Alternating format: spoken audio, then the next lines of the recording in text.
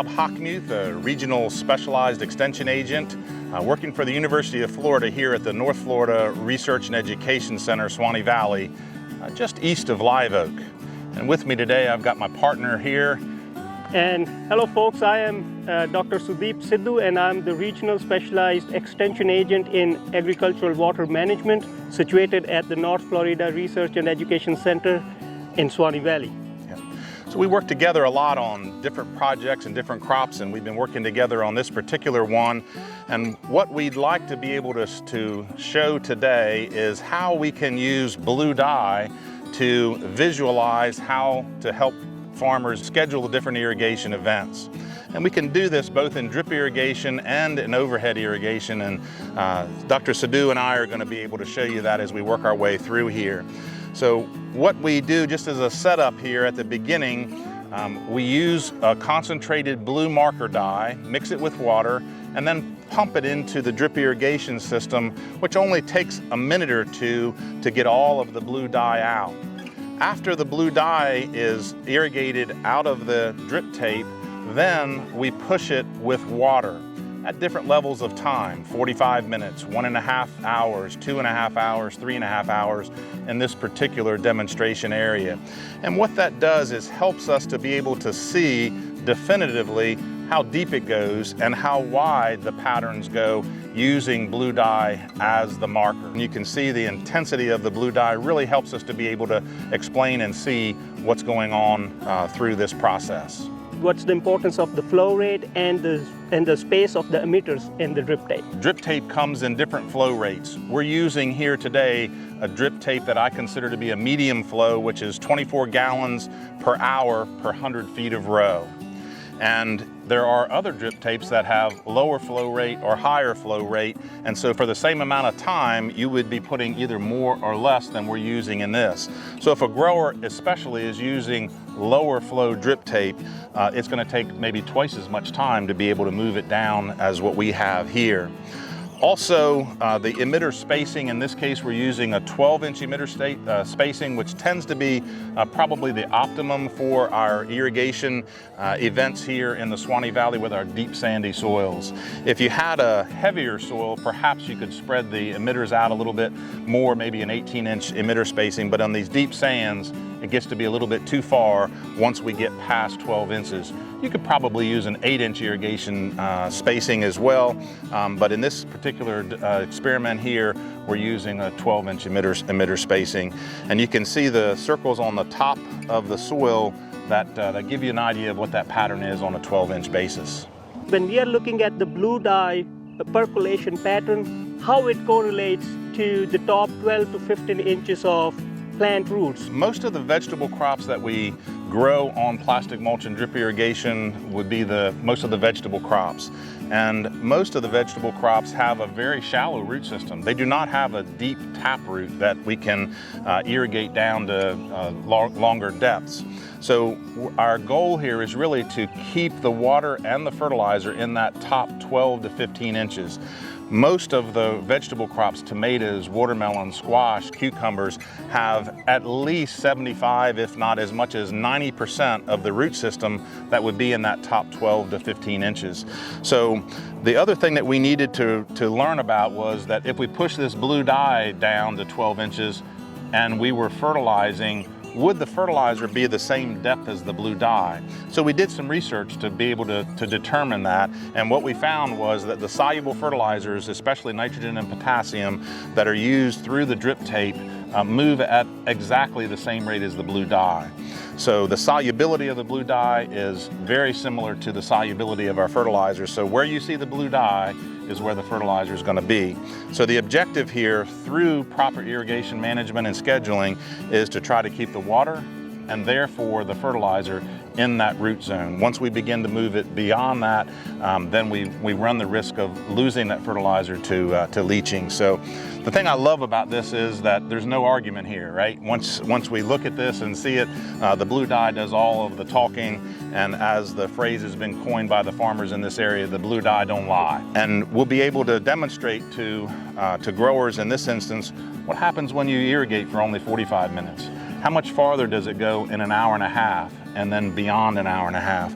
And what we find is that certainly once we get past an hour and a half with a medium flow tape, we're probably running the risk of getting the fertilizer and the water below the root zone. So I think the take-home message here is short events, multiple events if you need it, as the plants begin to take up more water. With frequent irrigation applications for specialty crops, and with the blue dye experiment where we see the flow pattern of 45 minutes in comparison to all the way to 3.5 hours, what would be your advice to the growers? Early in the season, if the grower could do it, a short event of 30 or 45 minutes would be sufficient when the transplant root system is very, very small. But as the plants begin to grow, they demand a lot of water. So for instance, watermelons, when they get to be softball size or bigger as they're expanding, they're pulling a lot of water. And no single irrigation event is sufficient when we get to that point. So we're much better off to provide the exact amount of water and fertilizer to the crop if we can go with, maybe it takes 3 events in a day. So 3 events at an hour and a half, something in that range would probably be the maximum that we would expect to do. So if you take 3 one-hour events broken up over the course of the day, would be very different than 1 3-hour event.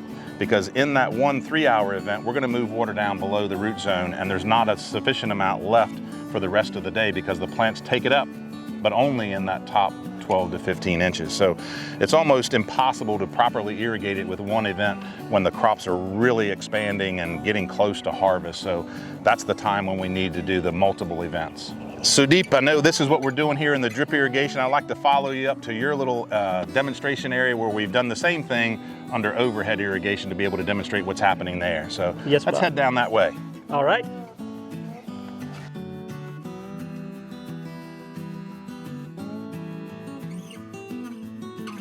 Hello folks, now we are over at the blue dye experiment or demonstration site under overhead irrigation system, and there are a few things that Bob and I would like to talk to you about. So Sudeep, when we run the overhead irrigation here and we've got the blue dye on the surface, a nice smooth area that we've raked and then put the watering can on, it looks like it's moved it down a little bit, but not too far. So what would you expect to see? Kind of talk to us about what happened here, where the water is, and therefore where perhaps the fertilizer is. My best guess is that the fertilizer is where the blue dye is, and as we have already checked the depth of the blue dye, it ranges somewhere from about 13 inches deep at one location to we have some shallow spots that are close to about 7 inches to all the way to about 14 inches. When we were looking at the blue dye over under the drip tape demo, you would see that the bottom part of the dye was very smooth because that's how the beds are prepared, as compacted bed preparation. Whereas if you're looking here at this profile, you would see that the bottom of the blue dye is not a straight line. It's moving. So there are so many reasons, Bob. It can be due to a macro channel that's present because of the prior crop. As we know, this field was under carrot production. Those movements or preferential flow can also be due to compaction. There is one zone here where the blue dye just went about 8 inches versus 13 or 12 inches on the rest of the profile. So that could be due to a compacted area.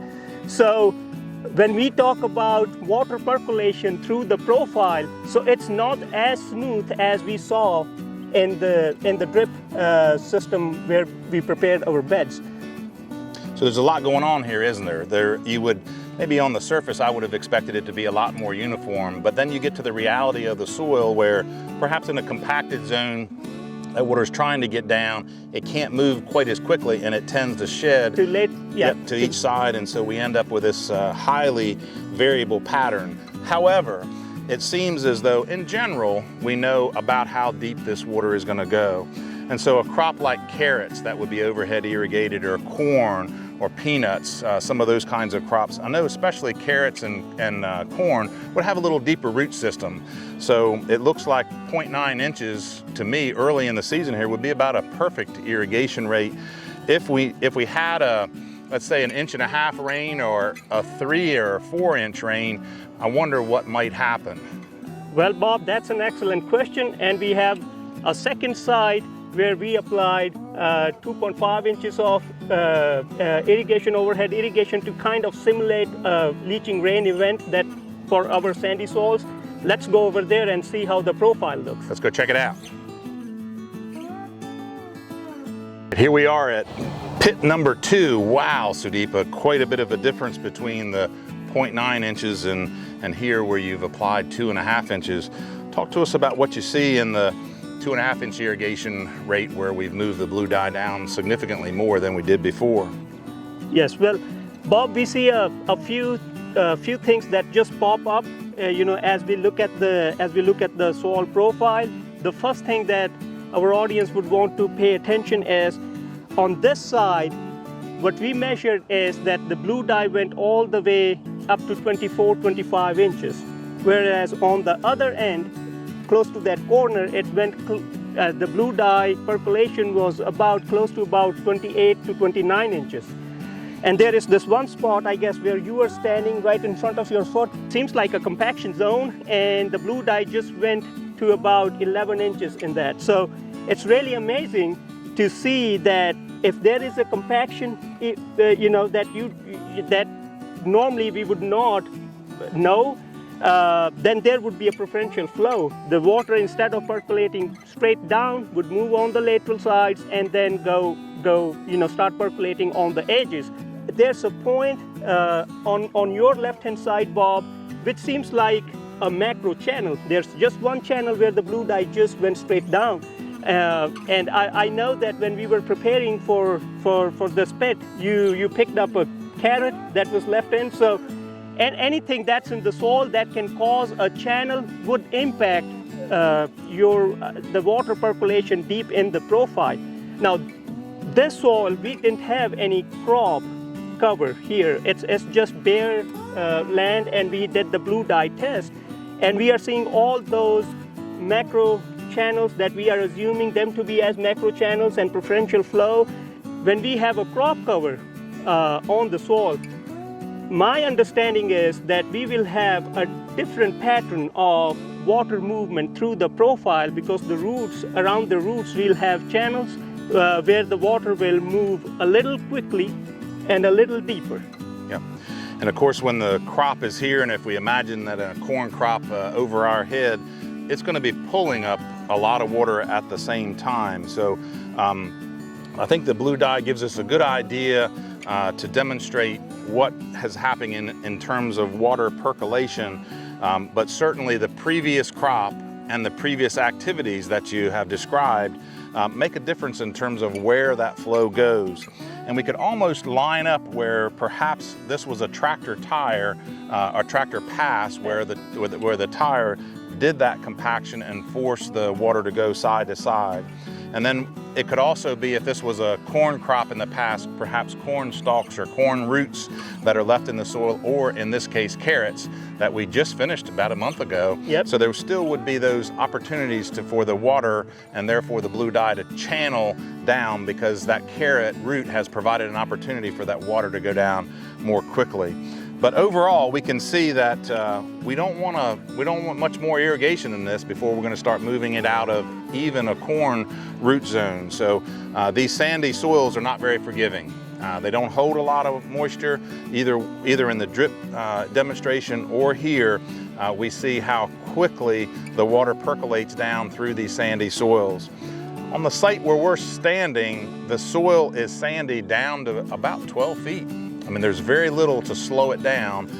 We also would be able to notice that the top soil here has got a little bit more organic matter, a little more ability to hold the water, but when it hits that light sand, there's not much there to stop it. So our objective in both of these is to be able to manage the irrigation so that we can keep the water in the root zone. Now, the blue dye is a messy way to do that. Or is there some technology that could also be used today to sort of tell us the same information without having to go to all the trouble of doing the blue dye? Well, excellent question, Bob. And the answer is yes, we have the new technology, and that can tell us not only what the blue dye is telling us, but a little more than that. And on my right-hand side, we have a soil moisture probe. This is a drill and drop, Centec drill and drop soil moisture probe, where the soil moisture sensors are all the way from 2 inches to 34 inches. And what I noticed when we started comparing the blue dye movement, percolation movement with the soil moisture probe is that the additional information that we get. So we ran the pivot on this pit starting at about 8 o'clock. And when we came the next day and we dug it out, we just got the information how the blue dye moved in this zone. But what the extra information that we got from the soil moisture probe was how much time it took for that water to percolate all the way to 34 inches. So it started hitting the 2-inch sensor at about 8:15, 8:30, and then it hit the 34-inch moisture probe at about 11 o'clock. So it took that kind of time for the water to move to that depth. The soil moisture probes not only measure the difference in the soil moisture content, they also measure the difference between the EC, the soil EC, which correlates to your salt movement. So when we talk about efficient nutrient management, if we apply fertilizer and then apply a heavy irrigation event, we can actually see the EC spike on the lower sensor depths, which is not what we intend to do or not what our growers are supposed to do. So this soil moisture probe gives us a lot of information. Yeah, and by using the soil moisture probe information to do the irrigation, the farmers have at their fingertips the ability to avoid 100% of the time a leaching rain event. So if there is a rainfall event that comes along that's without our control, we can at least know where that water and fertilizer is located and determine if we need to reapply or something along those lines, so that we can use sort of a precision technique for both water and fertilizer. So that's the story about blue dye, drip irrigation, overhead irrigation. We can help to visualize where the water goes, and with the water goes the fertilizer.